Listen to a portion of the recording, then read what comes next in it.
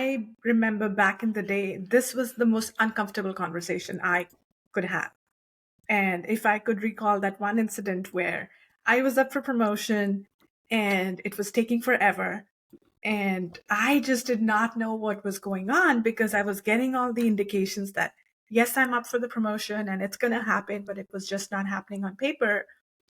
And then eventually I realized that you, Lori, was sort of keeping that because you wanted me to be at par with my colleagues, and I wasn't because I had started low. And so most companies have a percentage based on which they promote you from one level to the other.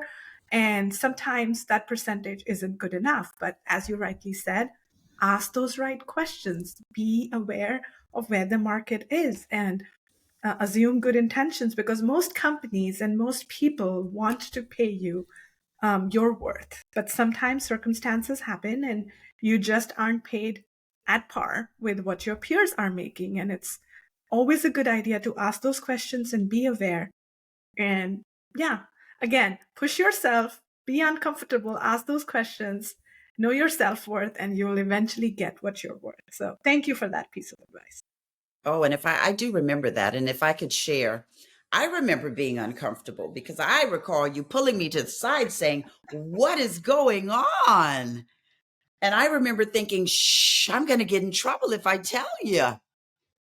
But I believe strongly that that body of work is the most critical body of work that HR could be doing. Mm-hmm.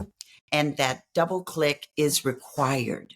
But again, we've got to assume positive intent because sometimes we're moving fast Yeah. and there's a desire to move, but making sure that that movement is the right move for everyone is what's really critical. So moving fast, but then slowing down just enough to make sure from a holistic, equitable perspective, it's the right thing to do. And that was the case with yours. Your number wouldn't have made you at par with your colleagues. And so I kept pushing that boulder uphill until I was heard. Thank you.